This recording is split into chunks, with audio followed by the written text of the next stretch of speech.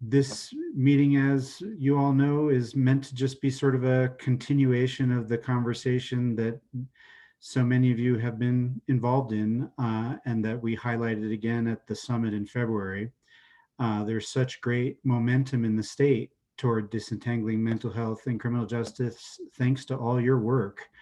We'll just hoping to just continue to spotlight different aspects of that work month after month and give this as an opportunity and a forum for updates and question raising. So I've got some Mental Health Colorado related announcements, but I'm going to save those. And out of respect for the time of our presenters today, I think I see all of them with us. Kiara Kuenzler is with us, as well as Commander Thornton and Mary Pike from the Jefferson County CoResponder Program. But I'll let you introduce yourselves if you would, and tell us about your work. And thank you so much for joining us this morning.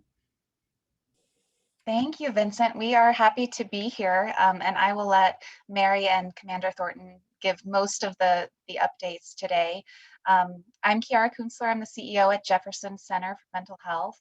And for those of you that don't know, we are the nonprofit community mental health center serving Jefferson, Clear Creek, and Gilpin counties. And criminal justice services is a very important part of what we do and how we partner with our community to meet the mental health and substance use needs of the people that we serve.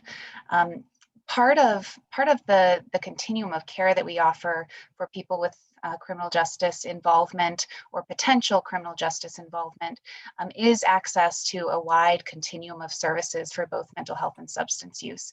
So that's all the way from prevention and wellness, outpatient therapy, group therapy, residential and housing continuum and support, as well as supported employment, benefits, assistance, all of those basic needs that are often so important in the revolving door that we frequently see with criminal justice involved clients that we serve. Part of the exciting piece of this co-responder work is getting more upstream, being able to intervene and connect with people earlier in the process to be able to provide them that continuum and really identify their behavioral health needs early on and access those services and supports. And we have had just incredible collaborative partnerships with a number of our law enforcement partners in these efforts. So I'm excited to have Mary Pike, our coordinator for our co-responder program, give you a little bit of an overview of all of the work that we do with our co-responders, and then Commander Thornton to give a deep dive into the Arvada partnership. Mary, take it away. Thank you, Kiara, and thank you, Vincent, and thanks to everybody for being here and for having us today.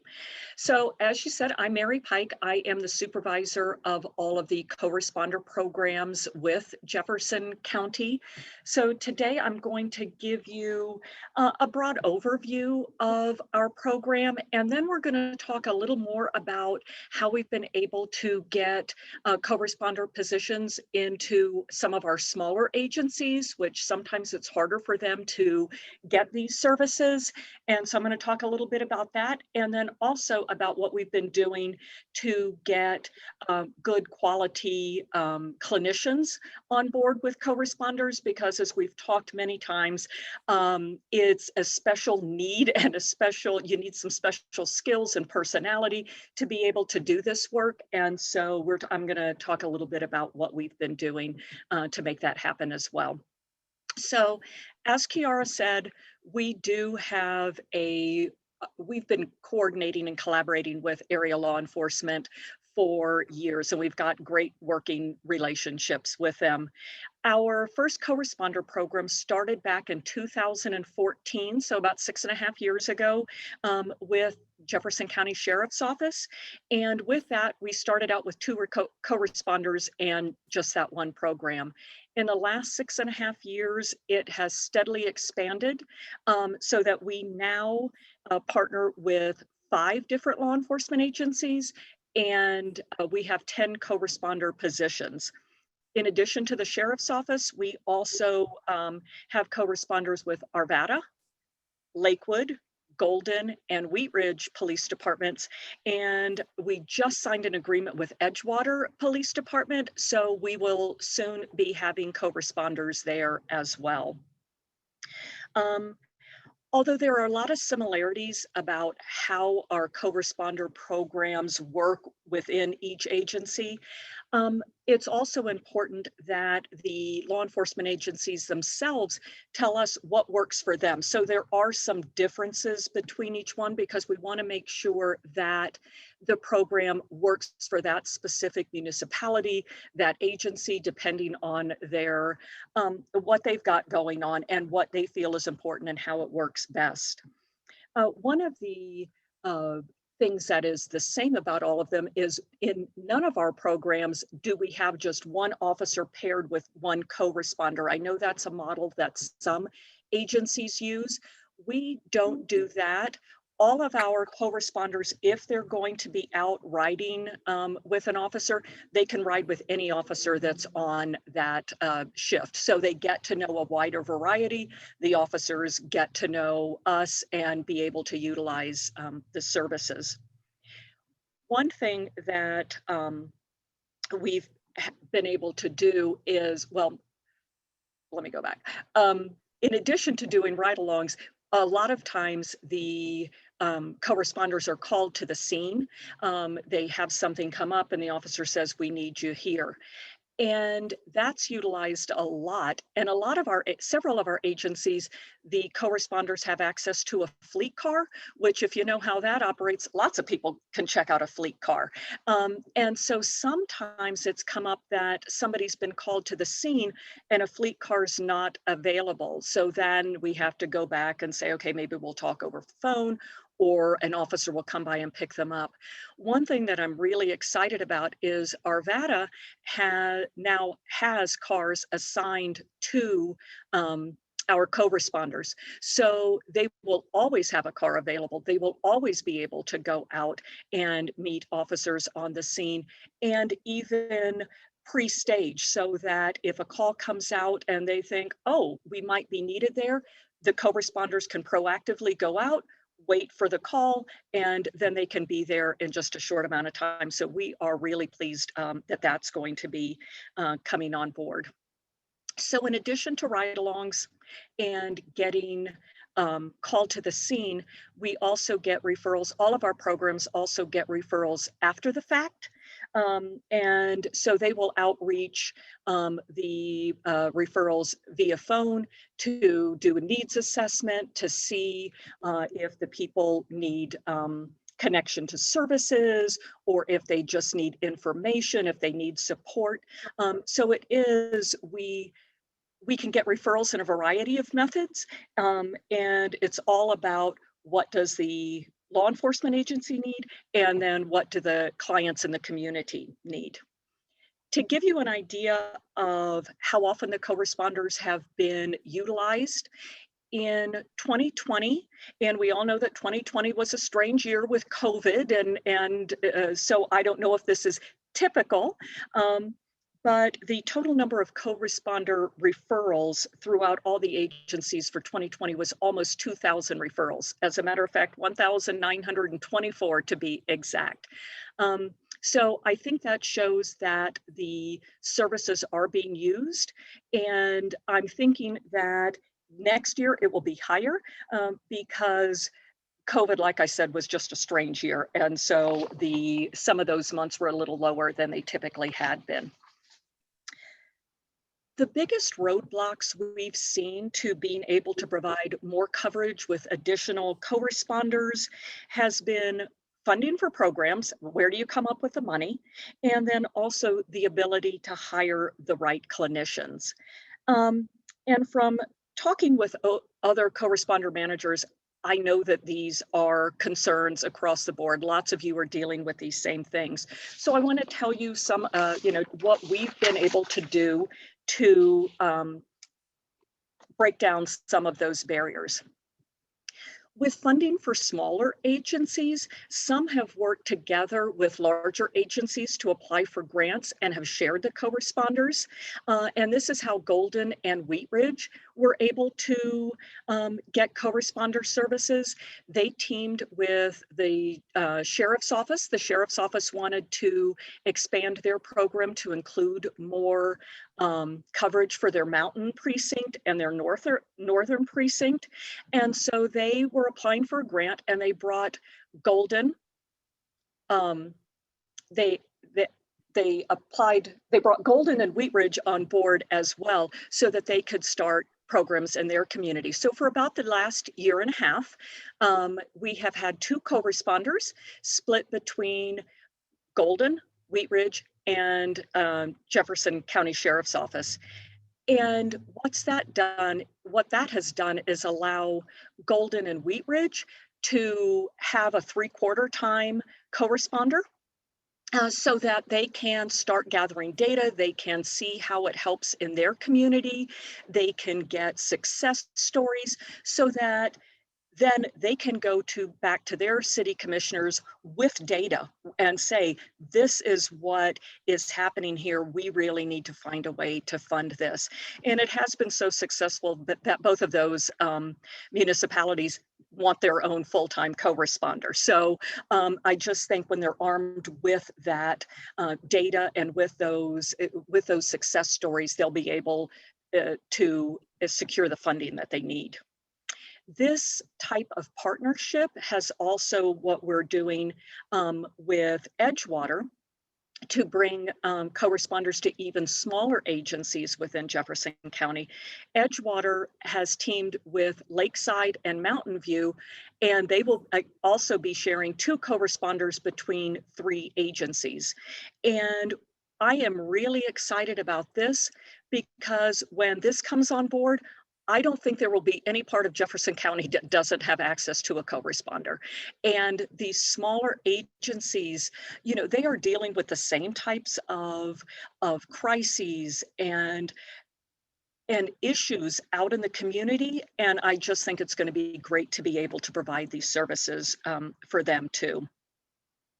So as far as finding and hiring clinicians who are a good fit for this specialized collaboration, Arvada was very innovative, and about a couple of months ago, 2-3 months ago, they reached out to channels 7 and 9 and booked segments on some of those channels, community shows that go on during the day.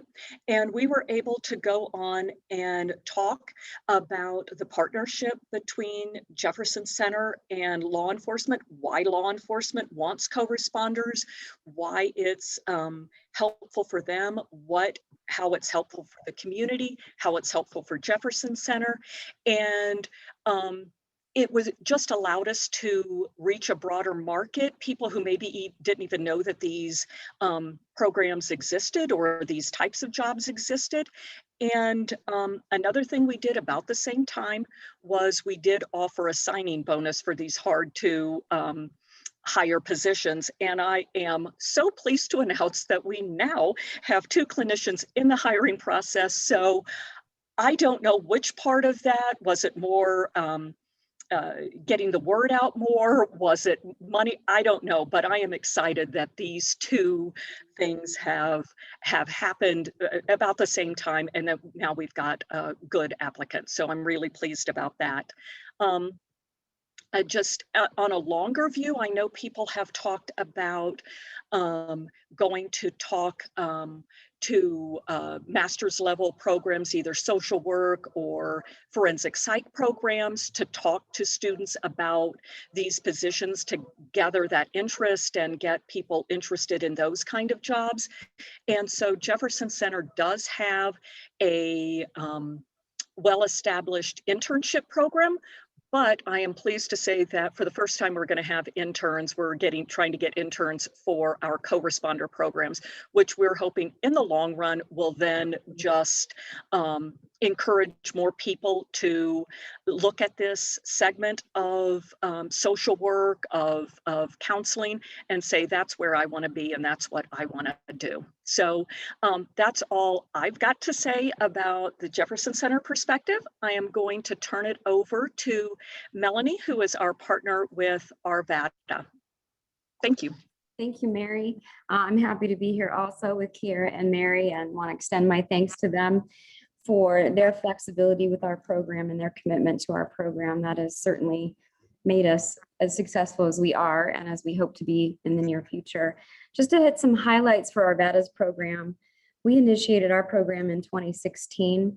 What was really standing out to us at that point were the high utilizers with ineffective resolutions and increasing officer time on scenes, especially with our high utilizers, where we just really couldn't spend the time and really give them a good variety of options and follow-up that was beneficial for them in the long run. It was working well with 2 clinicians. And so in 2020, we began expanding our program. The overall goals of our program now, as it's been revised, are to reduce officer time, to provide more in-depth intervention for our high utilizers, to provide a broader spectrum of resources and on-scene options, and to increase on-scene contact with our clinicians.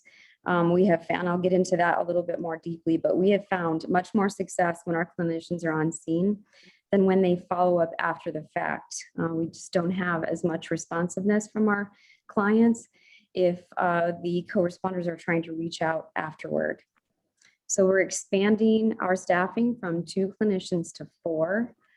And in Arvada, what is unique about our community and our agency is that all of our officers are either CIT trained or mental health first aid or both. We have quite a few CIT officers who are coaches.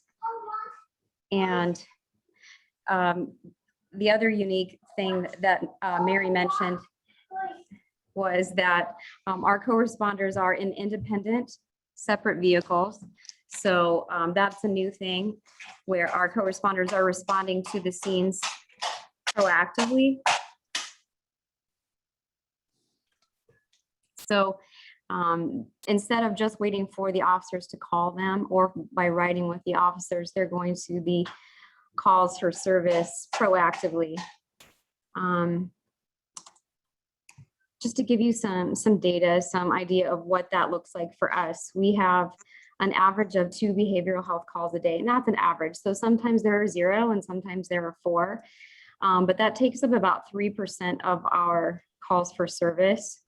The co-responders receive about 15 to 20 new referrals a month, but having added the clinicians to our staffing has, one of the things that we're measuring is how much of that workload they're sharing.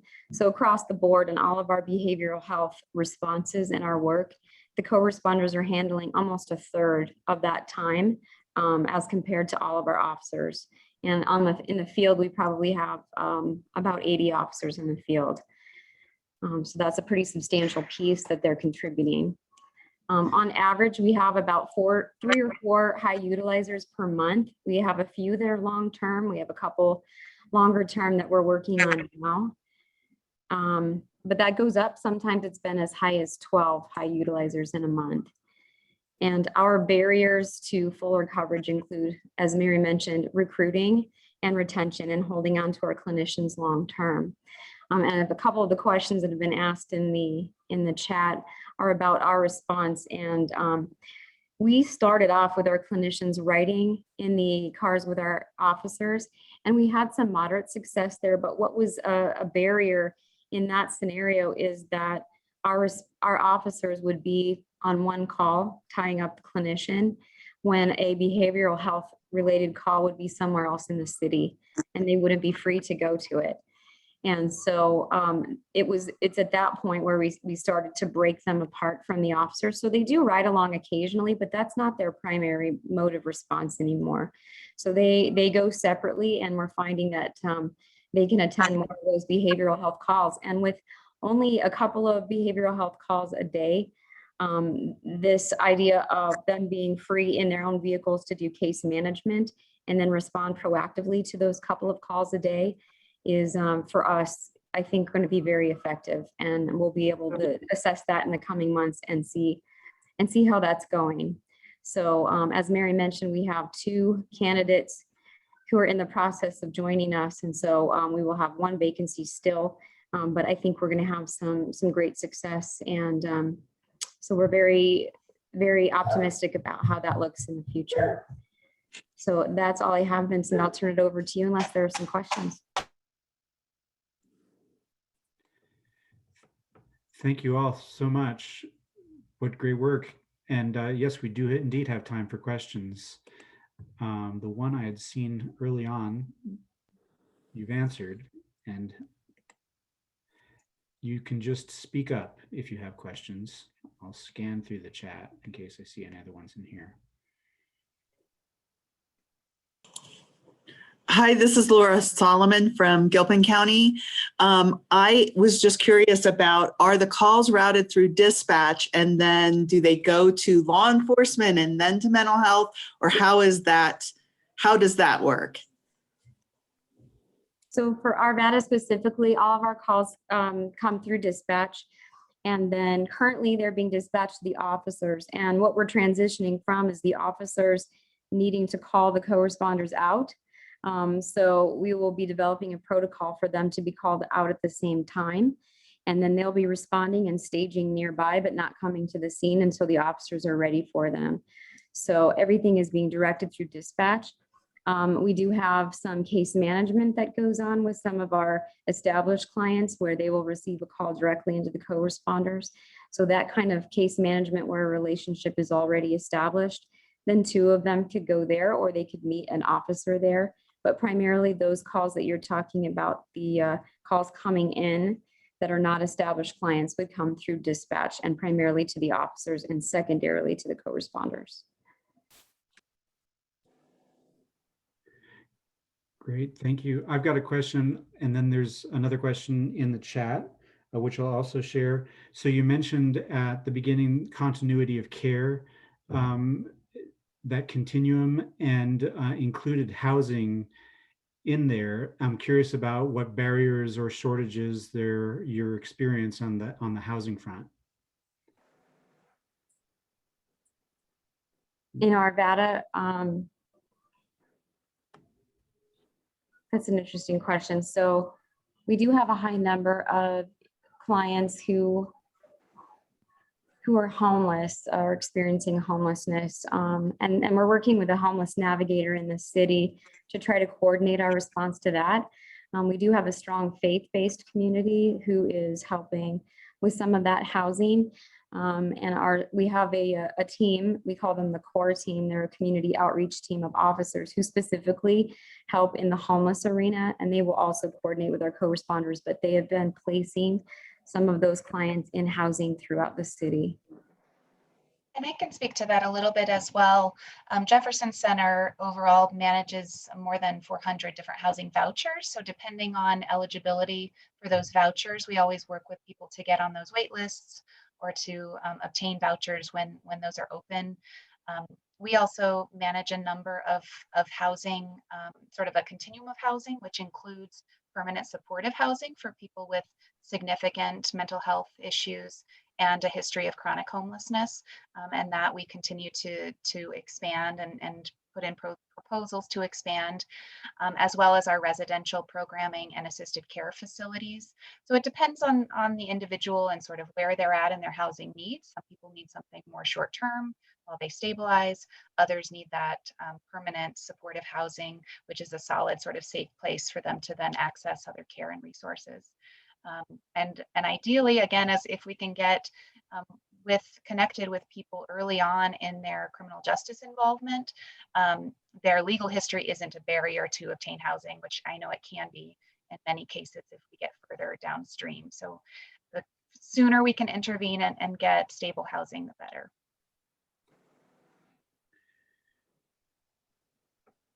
This is Kevin Armstrong from Gilpin County Sheriff's Office. Can you explain the differences between the metro areas program and the mountain community, say in Jeffco, and how that compares to the two and how much difference it is as far as a response program? Yeah, I can address that. In the mountains, it is of course, it's farther away, so it takes co-responders longer to get there. it's a much smaller number of deputies. And the mountain community is one of the reasons why the sheriff's office wanted to increase the number of co-responders, because they wanted more access to those co-responder services up there. So right now, the co-responders that we have will go up and do ride-alongs and meet with deputies up in the mountain community, like once a week or every other week, so they can get to be known up there. And they will absolutely go for calls up there. If they get called out, they will absolutely go up there and meet with the mountain deputies in the mountain community. I think just the isolation and the time that it takes to get there is probably the biggest difference between the urban areas and then those rural areas. So that is one thing that Jefferson, the Sheriff's Department identified as something they wanted to work on, and that's something we've been working with for the last 1.5 years with them. Great, thank you. Here's another question from the chat from Janet Hayes, and this is following up on housing. The question is, what modality of supportive treatment housing is available for people who are too sick to care for themselves even when in treatment? Tell us more about that supportive housing. Yeah, and it really depends on the level of functioning and independence of the individual. And so we have a variety along that continuum. It's still not enough, I will say. It's not enough beds available, but we have, for people that really are struggling to function independently, assisted care facilities are a really important step in that continuum towards more independent living. So in assisted care facilities, there are 24/7 on-site staff that support all of the residents and make sure that they're safe, make sure that they have access to those services and supports that they need.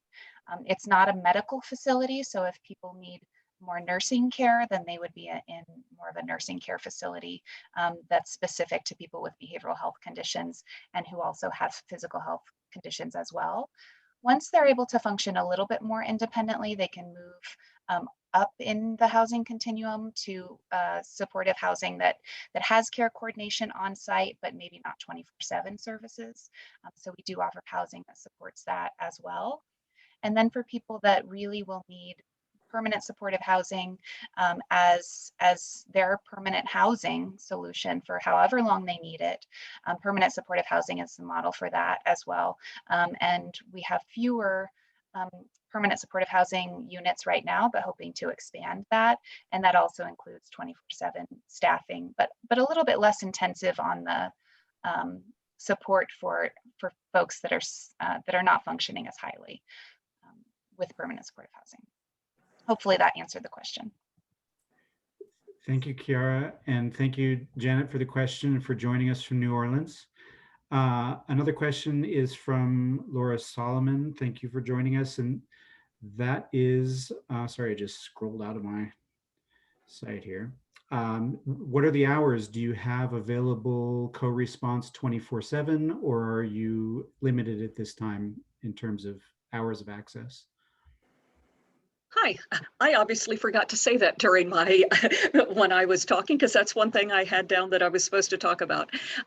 Typically, we, in all of our agencies right now, it's Monday through Friday, like 8 to 6. That should be changing with Arvada as they expand and we'll get more coverage into the evening hours. But again, nothing overnight or on the weekend. So when the co-responders are not on duty, then the officers and law enforcement can use our walk-in crisis center or our mobile crisis clinicians for any crisis calls that they have. Great, thank you. And do you have, just following up on that question, do you have data about volume of demand for co-response that would argue for funding to expand into weekend coverage and evening coverage as well? Or can you parse it out in terms of when the high volume times are and whether you've got the resources to meet those? Okay. That would depend on the different law enforcement agencies. They would keep those records and have that data as far as when they get the highest volume. I know that Arvada does a lot with their data, and that's how, when the program was first started, we came up with the hours. But you know, in the future, if it showed that, yes, we need more coverage, if we can fund it, I mean, that's a possibility, but we chose those hours in part based on the data that the law enforcement agencies had, and that's when they needed the coverage. For sure. I'll jump in on Arvada's side. We have a call volume that typically starts around 8 in the morning. We usually have a peak around 5 in the afternoon. And then the calls die off typically around 7 or 8 p.m. We have very few calls after about 9. COVID has been kind of unique where the calls for service have spread across all 7 days occasionally. Most of the time and across the last 5 years, primarily the calls are actually Monday through Friday.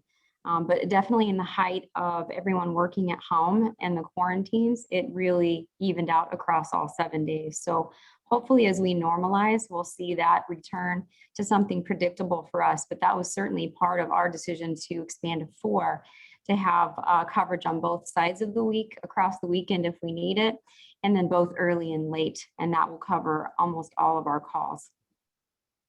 Great, thank you. A question from Laura Burkhart. Thanks for joining us, and thanks for your question about the workforce. What strengths and qualities make a good clinical co-responder? I think it's somebody with good clinical skills, somebody who wants to be out in the community. They don't want to be sitting in an office. They want to be out in the community. They want to be dealing with people who are in crisis. They want to be helping. They want to be working with families.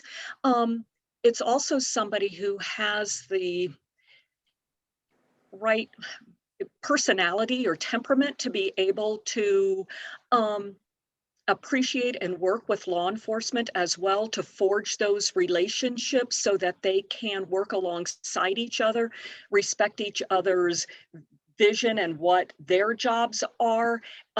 So that's what I would say would be what we're really looking for in co-responders. It really is that passion for being out there, and then the ability to think on your feet, and the ability to stay calm in a crisis, and work at a high level. So I don't know, Melanie, if you have any other characteristics that you'd like to see in a co-responder.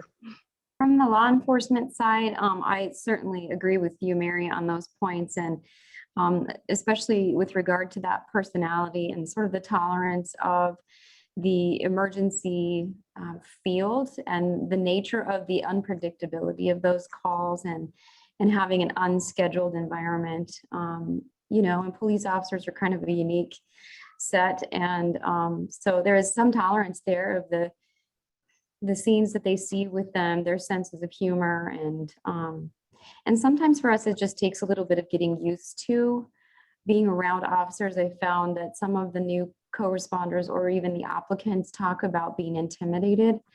But then after they get to know them and sort of realize or even see them outside of uniform, that they become much more comfortable. And to that end, we are going to be incorporating our co-responders into just regular training days and having them have more exposures to our officers. For example, we have emergency driving coming up, and we're going to ask them to attend and drive around in the cars and hang out with the officers to just increase that level of comfort and the familiarity with the officers and with their equipment. So I think that will help. But when they come in, I think most of them so far have had an interest in law enforcement or being around it, which has certainly been essential.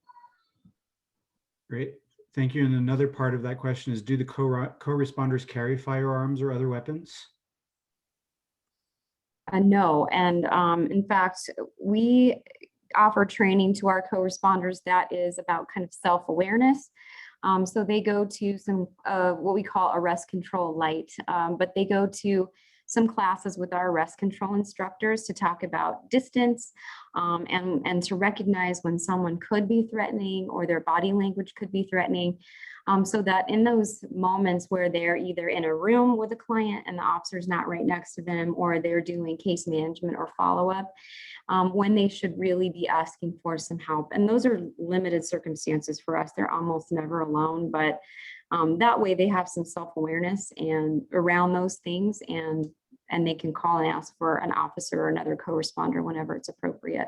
But they don't carry weapons. We don't have soft body armor on them, and we have procedures to keep them from being exposed to anything that's ongoing or violent, so that they won't need that. Great, thank you so much. So any other questions? If I'm just sensitive to everybody's time. We had snuck this set of reports and updates meetings onto your calendar, saying that it would be 30 to 45 minutes and that you'd be free by 12:15. So I'm going to keep us on schedule in the hopes that you'll come back again next time, because we don't run over. I've got a few announcements that I wanted to share with you about ongoing work. Some of this may be directly related to what we've heard about today, but before I go on to that, I want to see if there's any final questions or final statements from Kiara or Melanie or Mary. Thank you so much. We just really appreciate the opportunity to come and talk with you all and learn from you all as well. We've been a part of these conversations and will continue to be. We're all continuing to figure out what the best path forward is in meeting the needs of people involved or at risk of involvement with the criminal justice system. So we really appreciate that. I also did note a couple of questions in chat from our Gilpin County partners, and I know Commissioner Hollingsworth and Sheriff Armstrong, we have a meeting later today. So I look forward to diving into co-responder possibilities in Gilpin County with you later today, and we'll certainly answer those questions. Well, great. Thank you, Kiara.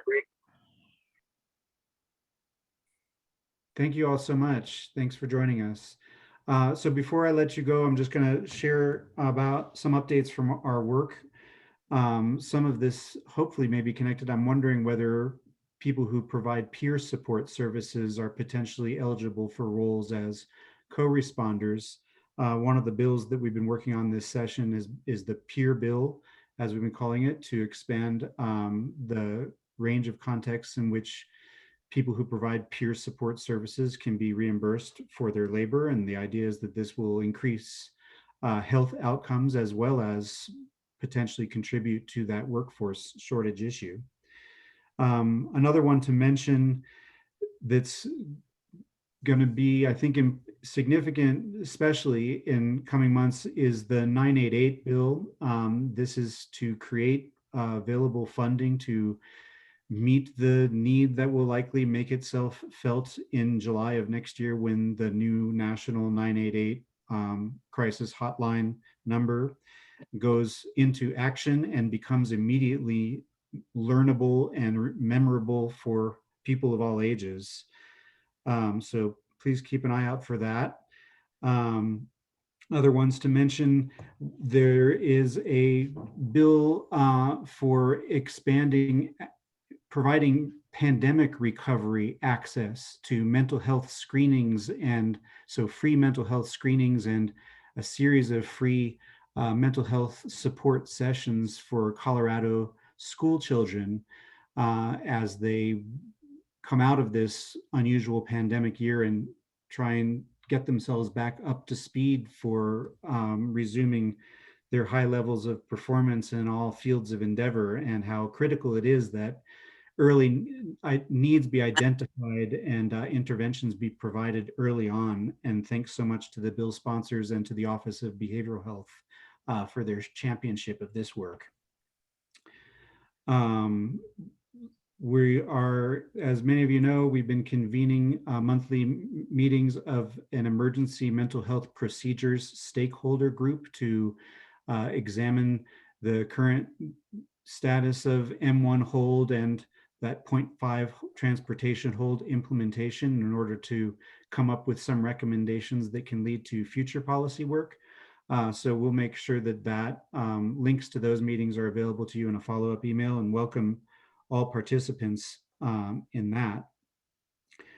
What else do I want to mention?